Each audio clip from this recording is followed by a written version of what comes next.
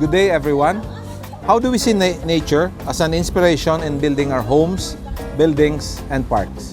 How are structures engineered and designed to be in harmony with the surroundings? By considering this, we can build a sustainable environment without hurting Mother Nature. We will talk about how architectural designs affect our environment. We have invited two guests to share their knowledge with us about this topic. I'm your host, Luis Buenaflor Jr. Together, let us aim for environmental progress because Earth matters. Here with us today is architect Maria Teresa Austria, a faculty member of the College of Architecture of the University of San Agustin, who will be talking with us on the different facets of architectural designs and their effect on the environment. So, welcome to the show, ma'am.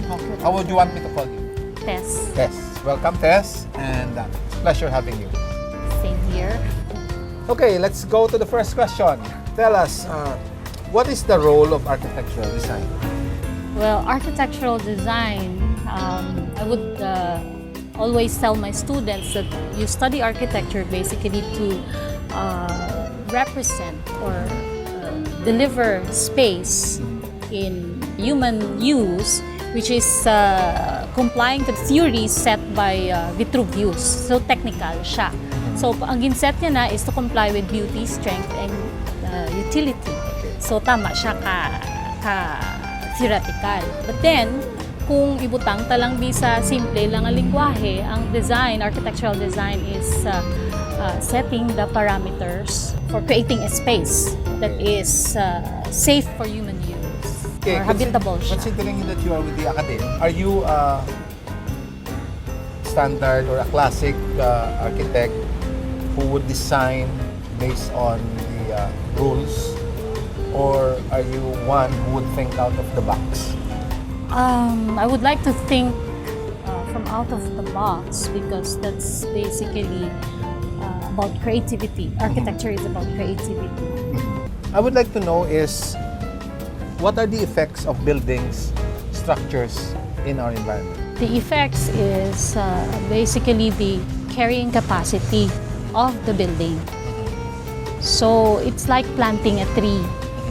So when you plant a tree, diba, they would say that the extent of the leaf is basically the same extent the roots the tree should also have, because that's its carrying capacity. It's the process in which the nutrients could basically reach the tip of the leaves of the tree.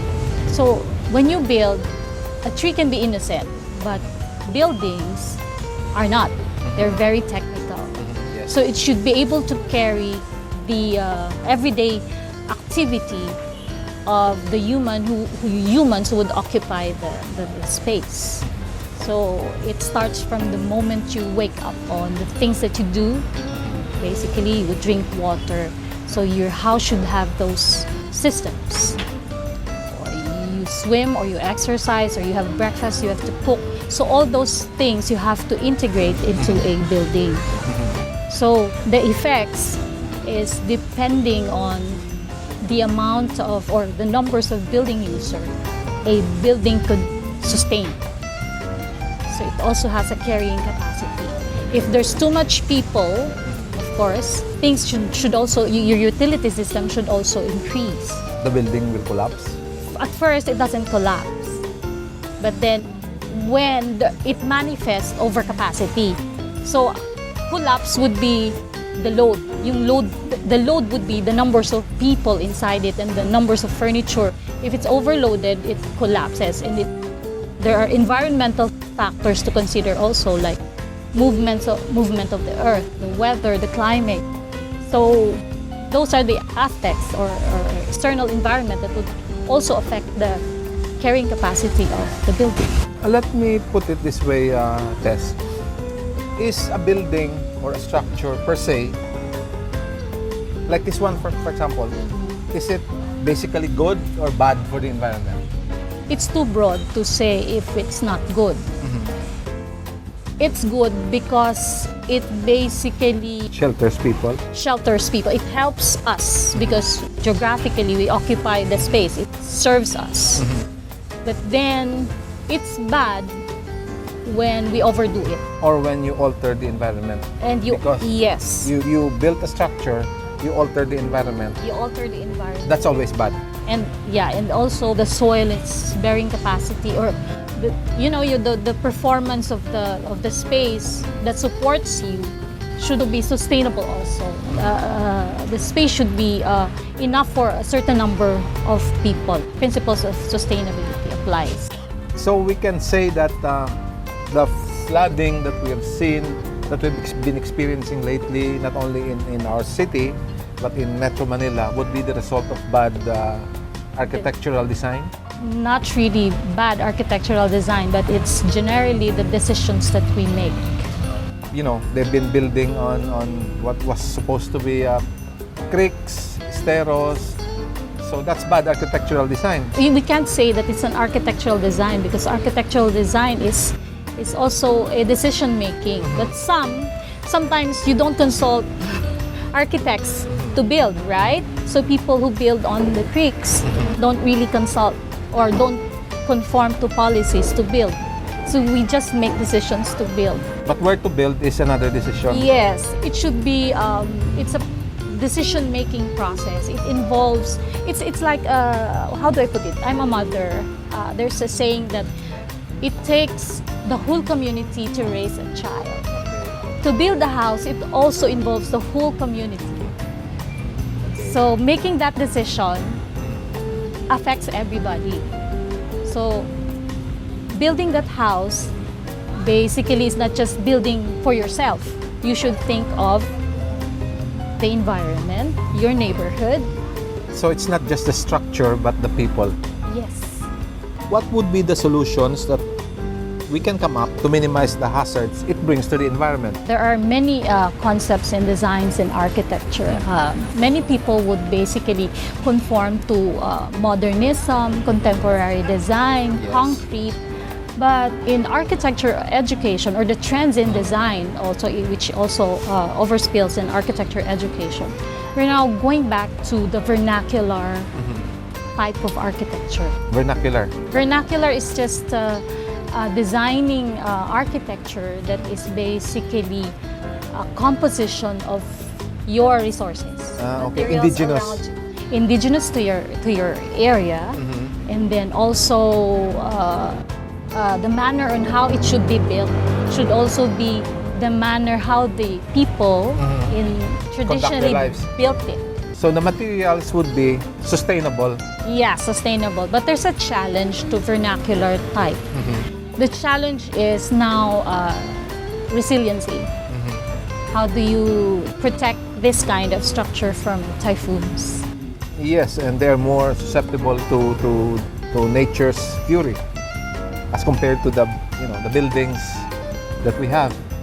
So that's why we can't say that a building could be 100% sustainable anymore.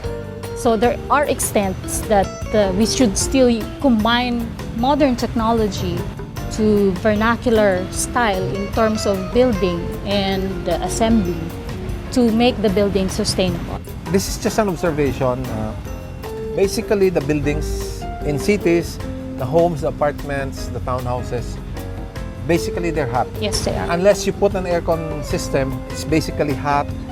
It's like they're designed for winter. Yes. Why do we have that here in the Philippines? It historically it has evolved from the times when the Americans probably came to us, and then we started having this perception of having a house that has a yard and garden. That's nothing wrong with that, having a yard and a garden. There's nothing wrong with it, but we started building on a grounded structure. So we build directly to the ground. Okay. As compared to our Nipa hut, wherein it has stilts or it's high rise. Stilts. So the architecture should be for tropically ideal or vernacularly ideal. It should be first, before making a decision to build, is to understand the geography Yes. of the place, your environment. And then the ideal construction for us is really stilts. It has been, our ancestors have been building all these types of structures in the past. and we didn't see that. Because we all wanted to be Americans. Yeah, all the houses, Americans build houses like Victorians, yung mga Yeah, style. It's the industrial revivalism of the industrial period. But then Philippines, we are, our ancestors have been behaving or are surviving the environment, basically adapting to it ever since. So they live in boats, they live in, Yes. in water. They would elevate the houses on stilts. Even my grandmother's house is on stilts because they know that it has been flooding ever since. Yes. So you're saying that despite the how would you call this, the sophistication that we have now, our ancestors were more attuned with building and working with nature than us. Yes. You will be fascinated why they built something on stilts. The stilts actually is a functional space during the, the Bahay Kubo has this. It's because it becomes functional because it's a storage space. Yeah, the animals are there. Yes. You can put your carabao on there. Yes. And then Did when you it know- floods, Yeah, it You're okay. floods. You're okay because you're on top. And then the floors are in slatted yeah, it's slatted. because it allows ventilation to go inside. No need for aircon. Yes. The behavior of the air is basically the normal behavior of air as hot air would always rise. So from the bottom it passes through the earth It and circulates. it goes up. Ah. It's cooler down there. It goes up. You have a cool air inside. So that is why most of the houses now, most of the homes, buildings, apartments are hot because they're not built that way. I think tradition has something to do because when your Tried and ancestors, tested already. the ancestors tells you that this is what's functional or what's the norm. If you follow, basically we can just innovate. We're having an interesting topic. Yes. Let's take a break and then we'll come back for more topics on environmental designs and its effect on our nature.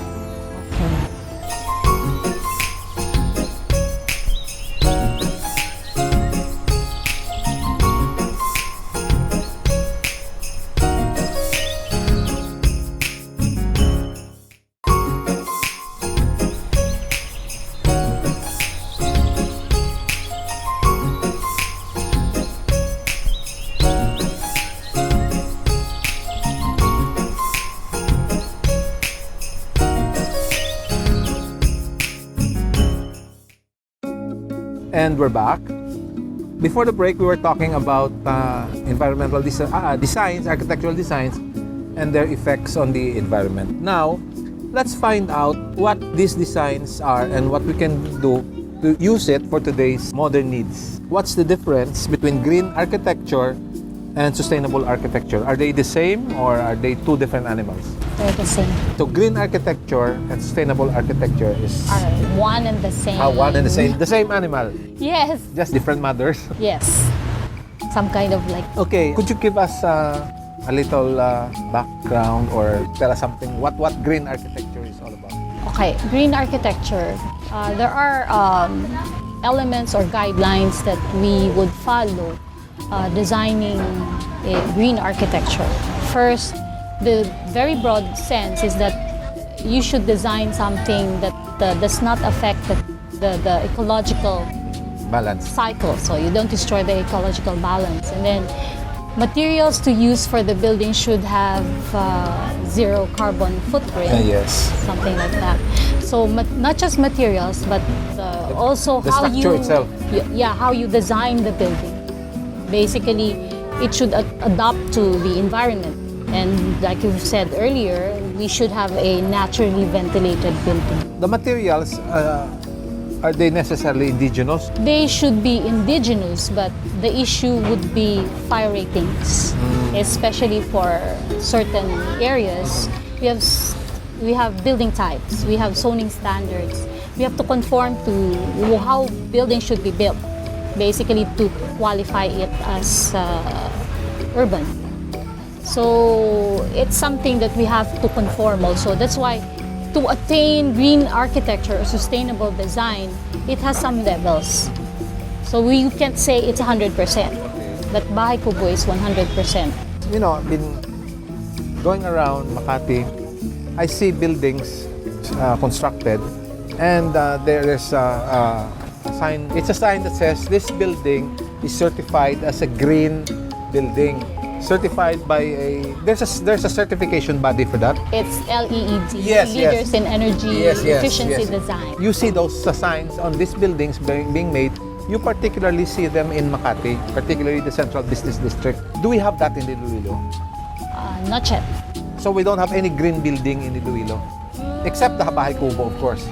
Up to some extent, there are claims that some buildings has this criteria that complies to green building standards, but it's difficult to reach a certain level that qualifies it because LEDs has certain categories. Yeah, you have to- that qualifies it like 30%, 40%, 60%, and the levels are basically there is energy efficiency, materials used, the orientational standard, Minimal the buildings, carbon footprint. Yes. This accreditation body, the LED, is it international? Or? It's international. Okay, it's international. So for you to be qualified also to have this particular building, the architect who designed the building should have an LEED Accreditation.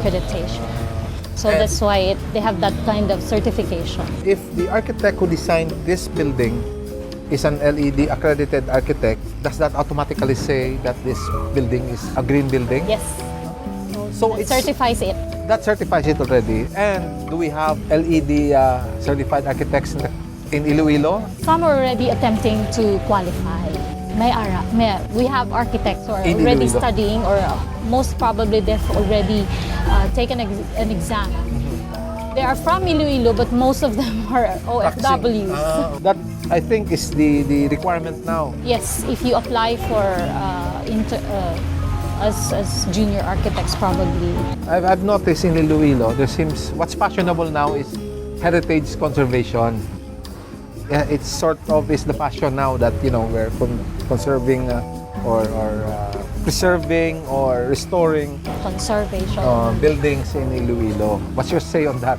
Well, it's long overdue because these heritage sites really determines our cultural heritage and identifies us as Ilonggos. It gives us an image because if you build, creating business centers, high-tech buildings, steels, glass, it would not basically give other countries a perception that you are an Ilonggo. Yes. You're not distinct.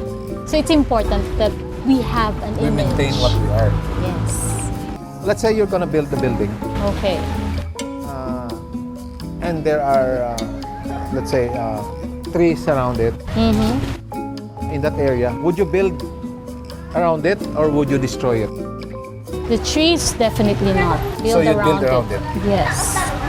Before we finish our program, I'd like to ask Tess her parting statements on what you can advise up-and-coming architects on how to be a green architect. Green architecture is basically first identifying your identity, your geography, your environment. And then it's a matter of making decisions that would basically deliver a kind of space to your clients that is totally vernacular or locally made. If it's going to be contemporary, we just have to comply with the standards that the international basically impose, like LEDs and universal design. So it's just making the building safe and resilient. Could you enlighten us on, for our guests, for our listeners, what carbon footprint is? It's like, for example, in the materials that you use for the building, concrete. You can say that a concrete is a zero carbon footprint because the process on how it is manufactured also emits carbon footprint because you use fossil fuel. To transport it, you also consume fossil fuel. To build it, you also use machines that consumes fossil fuel. If you use aircon, you're not naturally ventilated, you also have a carbon footprint. Yes. Thank you. Indeed, it was an interesting conversation. I wish we had more time, but we learned a lot. So again, thank you very much, Tess. It was a pleasure. Thank you. Thank you very much.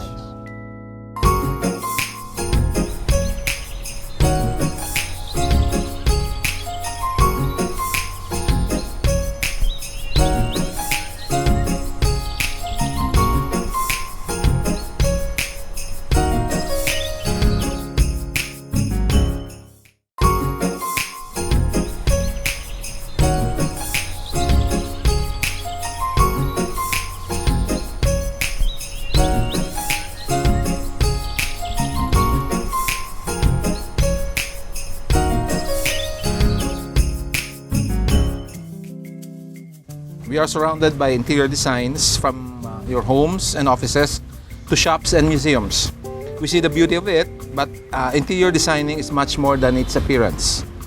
Let's find more about the aspects of interior design, its effects on nature. We have with us our guest, a designer, Mr. Edgardo Suelo. Sir, welcome. Hi, Luis. We are now shifting from controversial topics into topics that are more pleasant and beautiful to us.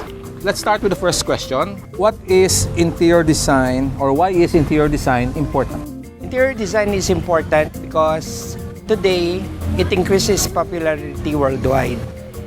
Sometimes it's easy for a person to tell his friend that you need an interior designer. However, in my years of experience, I find it easier to have a basic clearly and pointed out of what an interior designer does. Professional interior designers qualified through education, examination, and experience to enhance the function and quality of interior spaces for the purpose of improving the quality of life, increasing productivity, and protecting health and safety and welfare of the public. That is interior design. Okay, that's interior design as based on the academe. Yeah. I'd like to ask a little more about yourself. I've seen some of your designs. Basically, you're designing for resorts, homes. Yeah. How would you classify yourself as what sort of a designer? I'm more into Asian architecture because I love wood, and it also depends on the client on what he wants for his interior, but more on Asian architecture. Okay, would you say that you are more of a progressive, avant-garde designer, or are you one who follows the strict rules of designing? Do you think out of the box? I don't follow a rule. For example, the standard of a door is 0.80 by 210. Sometimes I make a door of 3 meters by 3 meters. So I don't follow a rule. Because it's just like cooking, there's no rule in architecture and in interior design. Yes. It boils down to taste. Yeah. What are the factors affecting the design? You know, Luis, each design element chosen for any particular setting must work with all other designs of element in order to create beautiful surroundings and interior. I think there are 5 factors in designing. And number 1 is the amount of sunlight. You have to consider the sunlight that is going in to your house, especially if it is north and south, less sunlight. Then the external temperature, you should consider the external temperature because it affects the inside temperature of a home. I didn't know that. Humidity and rainfall, you have to consider that also, especially if you are in a coastal area, the wind is salty. So it will take extra precautions, and that will affect the budget of the owner, because it will ruin the metal because of the saltiness of the air. So basically, whatever you do, it's still Mother Nature that will eventually affect the design. Mother Nature and the budget. Yes, of course. How will this design affect the environment and the people? In my case, I always consider to respect Mother Nature.